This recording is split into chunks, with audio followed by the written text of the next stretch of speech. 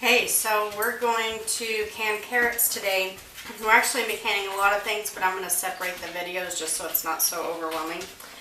But I honestly didn't think I was even going to get carrots this year because little Miss Tavi decided, like right after I planted, or not right after I planted them, but I planted them and they were just barely starting to sprout. She decided to jump up into that raised bed and dig. So I was like, okay, they're not going to come up, and if they do, they're going to be all bunched. Well, they did come up, but they were all like bunched together. So I've got them in a bucket of water right now. I do need to wash all of them really good, but I've got some like this size. I didn't get any really long ones because of, the helper that I had, but there's even some like little bitty ones in here. Not very big. But I'm going to go ahead and get all these washed up, and I'm just going to go ahead and can them. I don't know that I'm going to do slices. I don't know. I'll figure it out. But let me get these all washed up, and I'm also going to do something with all the carrot tops. You don't want to throw those away either. The carrot tops are actually full of a lot of vitamins. And so I'm going to dehydrate these so that we can add them to salads, or use them as a seasoning. Or if you're making a pot roast or something, you throw your carrots in your crock pot. Well, you can sprinkle the carrot tops in there as well. You can add them to your smoothies. I did a video on the powdered beets and that I add to smoothies. You can throw the carrot tops in there as well. So I am gonna be doing something with the carrot tops as well as the carrots. So let me get these washed up, and we will be right back.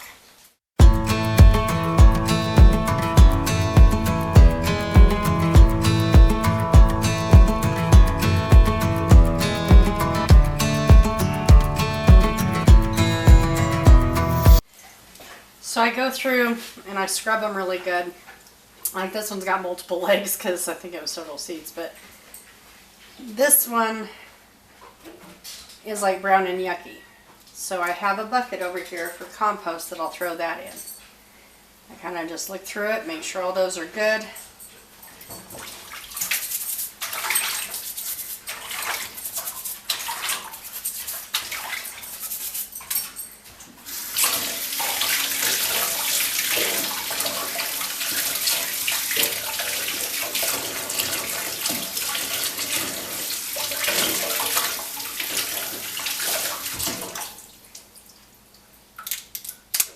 Break that off, and then I lay them over here to dry because they're going to go in the dehydrator. And then I have my bucket of carrots. So these are all real stubby. They're fat but stubby, and I even have some that aren't quite ripe, and some that are super little because they were so bunched together. But the ones that aren't really fully ripe, like this one, that one, I will probably just throw to the chicken. I'll just wash it real good, and I'll just make me a separate pile for the ones that are for the chickens, or even the rabbits. So I just keep going through here and go rubbing them up. It's always a good idea to have like a little scrubby like this that is used just for vegetables. See, I don't have any dish soap in there. It gets really in between the cracks for your carrots, your potatoes, sweet potatoes, anything like that. Take off the yucky one, throw it in the compost. Check all these.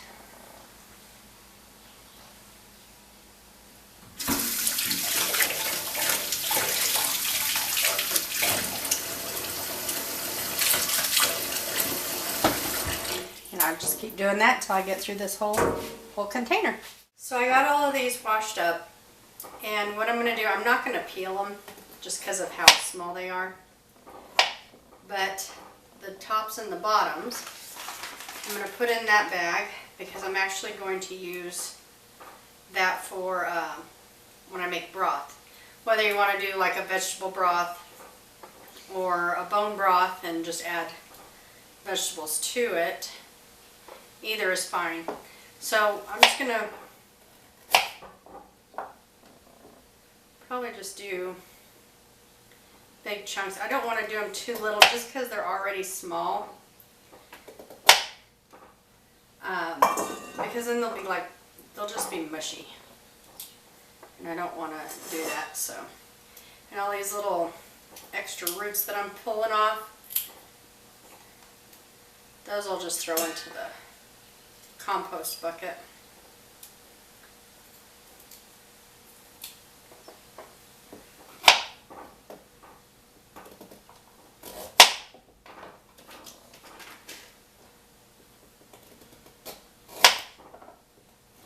You want to make sure you're using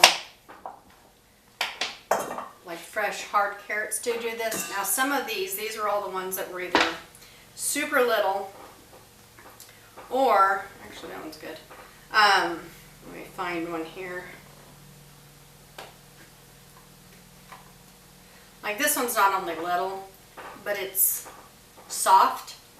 So I think actually what I'm going to do with these, instead of feeding them to the chickens, I will just freeze them with these, and then when I make a bone broth, see, like here's a decent sized one, but it's soft. So when I make a bone broth, I'll just add those to the bone broth, because trust me, the chickens get plenty of treats. Now like this one has all kinds of legs, so I'll just cut off the legs.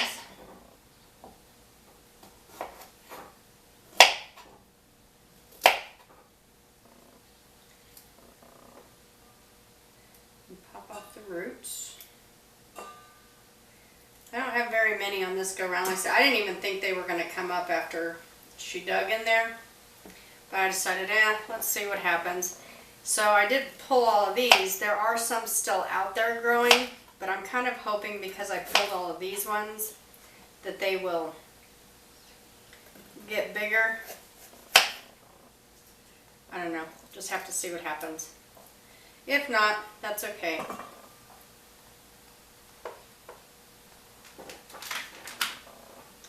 Alrighty, well I'm going to finish getting these cut up. I've got my bag here for the scraps, and then we will be back when I've got these all cut up and ready for the next step.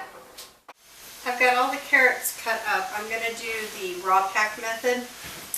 So I've already got my jars warmed up, and for each one I'm going to do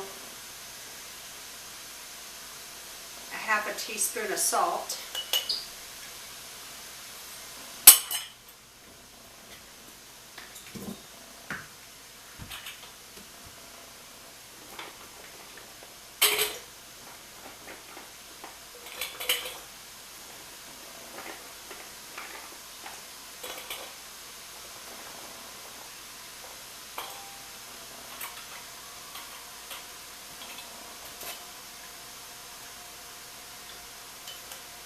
I don't know, probably get about 4 jars out of here. I've got the water getting hot to pour over it.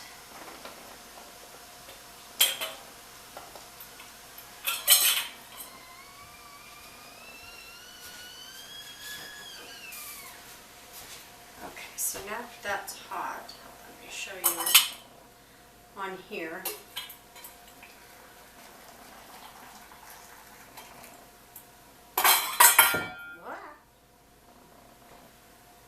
You're going to leave 1-inch headspace. Check for any air bubbles.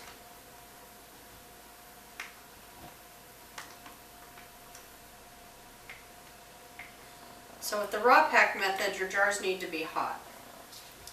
And then you're going to put the raw carrots in there and then hot liquid. Then I need to get the vinegar. Let me grab that real quick. You can wipe the rims of these jars with just water, but because it's not a greasy food, but I always do vinegar just to be on the safe side. It's just my own personal preference.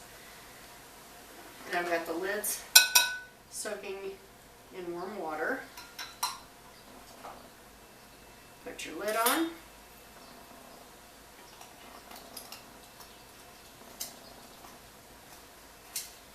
And your band.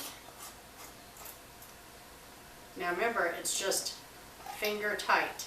It's not, you're not cranking it down, it's just finger tight. So let me get the rest of these jars done, and then we will move to the pressure canning part. So I ended up with 4 jars, and I actually have less than a handful left. So these I will just throw in my bag for my stock. That'll go in the freezer. But I wanted to grab my book so that I could remember to tell you this.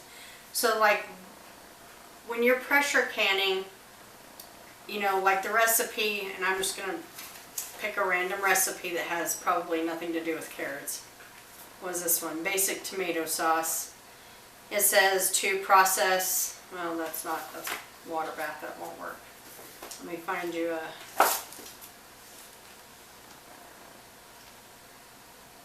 well anyway, so let's say it tells you to process these jars for 20 minutes in your pressure canning book. Well, that is based off of sea level. So you have to, there'll be a section in your book, you could probably even pull the chart up online that tells you, you know, what to add to it for your altitude. So, for example, I need to pressure can these at 15 psi for 20 minutes. But according to my altitude, because I'm above 6,000 feet, I need to add 15 minutes. So instead of doing it for 20 minutes, I'm going to do it for 35 minutes at 15 psi. So I'm going to go ahead and get these into the pressure canner. I'll let it build up the steam. The steam will come out of the vent for 10 minutes. Then I'm going to put the jiggler on it, and I will process it for 35 minutes, and then I will turn it off, and I will let it completely cool, or, you know, release pressure or whatever, let it come down naturally before I take the jiggler off of the pressure canner. And then once the pressure is completely at 0, then I will take the jiggler off. I'll wait 5 minutes, and then I'm going to take the lid off before I pull these out. But I will show you once we get to the part that we're taking out. So I'm going to go ahead and get these in the pressure canner and get them started processing. So it has been 35 minutes. I've turned the flame off. I'm not going to remove this until this is all the way down to 0 and the little pressure valve has dropped completely down. So I'm going to leave this alone and let it go down all on its own. So I wanted to show you this. It's all the way down to 0, but I'm not going to take the jiggler off yet. The reason why, that is still up, which means there's still pressure in there. I will wait till that drops down before I'm going to take the lid off. It usually just takes a couple minutes for that to drop down. So you know steam came out. Now I'm going to take the lid off. Make sure you turn it away from you.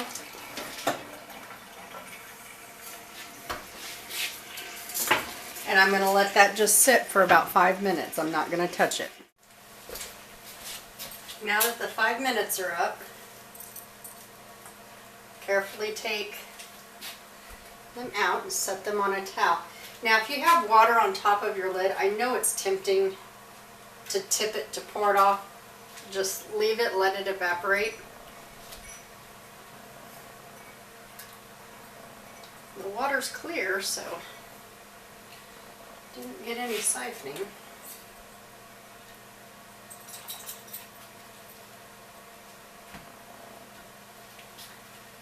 So now that those are out,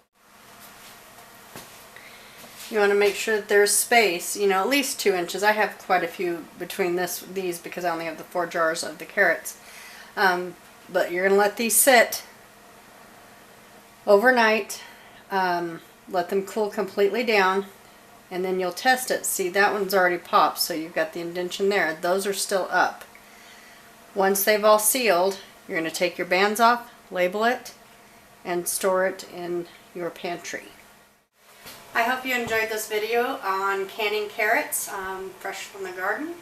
So even if, say, yours don't, ooh, there's a fly, don't come out long and pretty like the ones you get in the store, even if they're short and fat and deformed and have 3 legs, you can still use them, you can still can them and have, you know, nice homegrown vegetables throughout the year. So thank you so much for watching, and don't forget to like, share, and subscribe. Hit us up on Instagram, and we will catch you on the next video.